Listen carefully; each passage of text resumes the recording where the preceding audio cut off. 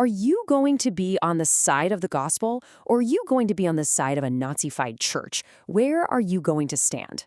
Imagine being forced to answer that question.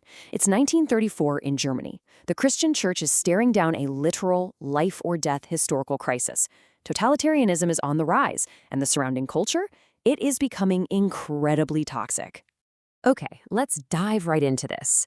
At the center of this crisis was the Barmen Declaration. It was drafted by a theologian named Karl Barth, and let me tell you, this was a bold, explosive document. The Confessing Church used it to directly resist the totalitarian claims of the Nazi state. And it was designed to do exactly one thing: draw an absolute, unmovable line in the sand. Welcome to The Explainer. Today, we're going to explore how one theologian, Karl Barth, built an absolute intellectual fortress against a totalitarian regime. We're going to look at how his deeply rooted ideas about God fundamentally reshaped 20th century Protestantism, and how they ultimately led to concrete, historical defiance. So, here's our roadmap for today. First, a line in the sand, followed by rejecting cultural compromise, then God is wholly other, the triumph of grace, and finally, church, state, and defiance. Let's get into it. Section 1. A line in the sand, the historical crisis. To really understand this political crisis, we first have to wrap our heads around a massive problem. The 20th century church was getting way too comfortable accommodating itself to a shifting, toxic culture. Now, Karl Barth was actually raised in what we call classical Protestant liberalism. That was his entire training. But as World War I completely shattered Europe, and as Barth spent some really deep, intense time digging into the Bible, he had a realization: liberal theology had a fundamental fatal flaw. So he kickstarted a movement often called neo-orthodoxy, with the goal of leading theology right back to the deep, scripture-based doctrines of the Reformation. Think Martin Luther and John Calvin. Section 2. Rejecting cultural compromise, the root cause. You know, what's really interesting about this is that the political nightmare in Germany wasn't just some sudden disaster. It was actually born from a much deeper theological failure, a complete failure to judge culture. There is a really stark contrast here. Protestant liberalism, which was championed by thinkers like Schleiermacher, emphasized continuity between God and humanity. It promoted this really positive attitude towards science, art, and mysticism. It almost viewed God as this patron saint of human culture, who just sits back and blesses all of our achievements. But Barth, he aggressively challenged this. He believed that if you turn the church into a cheerleader for culture without any real judgment, you make it fatally weak. He argued that God is not the patron saint of culture. Instead, God is the ultimate judge of all cultures because, let's face it, all human cultures stand in some level of disobedience. Section 3. God is wholly other, the radical solution. So, if human culture is flawed, how do we actually relate to God? Well, Barth's radical theological solution completely destroyed the idea of a cozy buddy-buddy relationship with the divine. See, Protestant liberalism taught that you could basically work your way up to God, through good feelings, moral deeds, intellectual knowledge. But Barth said, absolutely not, because humanity is in a fallen, sinful state. There's a severe wedge, a massive discontinuity between us and God. God is wholly other. He's not an object you can just put under a microscope and grasp with your intellect. He's a subject who speaks and addresses us. Our natural capacities are just so severely perverted by human sinfulness that we literally cannot bridge that gap on our own. To really wrap our minds around this, let's talk about natural theology. That's the idea that you can just look at the world around us and deduce things about God. Barth outright rejected this idea. I mean, think about it. If you look outside on a beautiful, harmonious day, you might deduce, oh, God is peaceful. But what happens when a devastating tsunami strikes and wipes out 100,000 people?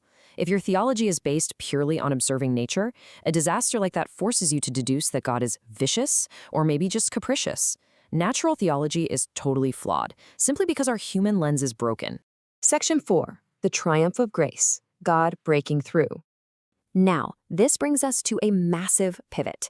If we are completely incapable of working our way up to God, then God had to drastically reach down to us. Because of that massive gap we just talked about, the only true revelation of God is Jesus Christ. In fact, Barth called John 1:14, the Word became flesh and dwelt among us.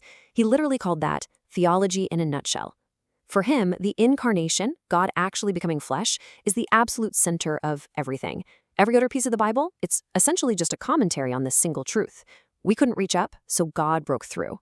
So the absolutely crucial point here is this concept: God's yes is stronger than our no. In our sinfulness, humans are just constantly saying no to God. We're in a state of rebellion. But Barth's doctrine is all about the triumph of grace. He believed God's grace completely and totally overpowers human sinfulness. We are entirely dependent on His mercy, not our own works. And God's yes breaks through everything. Now, I want to pause here for a really fascinating tangent, because if God's grace is always stronger than human rebellion, does that mean every single person is ultimately saved? Was Karl Barth a universalist? Well, the answer is highly intriguing. When asked, Barth never actually gave a definitive, rigid yes or no. But there's a famous story that he called himself a universalist with a small u. He definitely leaned heavily in that direction. And it's because he profoundly believed that human sinfulness doesn't have an ultimate lifespan. It's eventually going to die out. Whereas God's grace, that is forever. To explain exactly how this grace operates, Barth turns to Philippians chapter 2. This was his absolute favorite passage for understanding Christ. He essentially visualizes it as a continuous loop. In the first half, verses 5 through 8, we see the divine humbling itself to humanity. It's the Lord becoming our servant, obedient even to death on a cross. And now watch how this builds in the second half of the loop. Verses 9 through 11 show the exaltation. It's the servant becoming our Lord, where every knee should bow. In Barth's view, you literally cannot separate these two realities. Jesus is fully divine and fully human, constantly moving in this beautiful inseparable circle, the Lord becoming servant and the servant becoming Lord. And this brilliantly illustrates how Barth approached the Bible itself. He used an analogy based directly on Jesus. See, Protestant liberalism basically treated the Bible like any other human book, just something full of nice feelings to research. On the flip side, fundamentalism treated the Bible as solely divine with absolutely no humanity at all. Barth actually criticized that approach, calling it a paper pope, because it elevated the book higher than Jesus himself. So Barth took a really bold middle ground. He argued that just like Jesus, the written word is fully human and fully divine at the exact same time, and its entire job, just to bear witness to Christ. Section 5, Church, State, and Defiance, the Final Stand. Okay, let's bring all these high-level theological concepts crashing right back down into the terrifying geopolitical reality of the 1930s. Because here's the great paradox. Barth strictly believed that Christianity should never be mixed with any form of government. Why? Because all governments are run by fallen, sinful humans. He believed God established the state to maintain order, just like God established the church. But here's the catch. If God ordains governments to exist, why on earth did Barth and his peer Dietrich Bonhoeffer fight Hitler so vehemently? The answer actually lies in the job description of the state itself. According to Barth, a God-ordained government has to exemplify certain characteristics. It has to provide justice and peace. It has to show compassion. It needs to care for the poor. And it must strictly protect human lives from violation. When you think about those specific requirements, it's obvious. The Nazi regime completely and utterly failed this divine test on every single front, most horrifically with the mass slaughter of innocent lives. Because the Nazi state abandoned its mandate and tried to become the single totalitarian order of human life, it basically attempted to swallow the vocation of the church. And Barth argued that when a government does that, it completely loses its legitimacy. It ceases to be a true government and becomes what he called an unleader, a false government in open rebellion against God. And you know what? No one owes allegiance to a false government. This profound theological stance is exactly what gave Barth the unshakable foundation to write the Barmen Declaration. It's also what gave Bonhoeffer the moral clarity to eventually join a plot against Hitler's life. In the end, it all comes back to a deeply personal challenge. Barth warned that you will never understand true revelation if you just treat a text as some object to dissect on a table. So I want to leave you with this final provocative thought to ponder regarding your own relationship with information and moral courage. Are you just researching the truth, or are you actually letting the truth study you? Thank you so much for joining me on this explainer today, and as always, keep seeking the truth.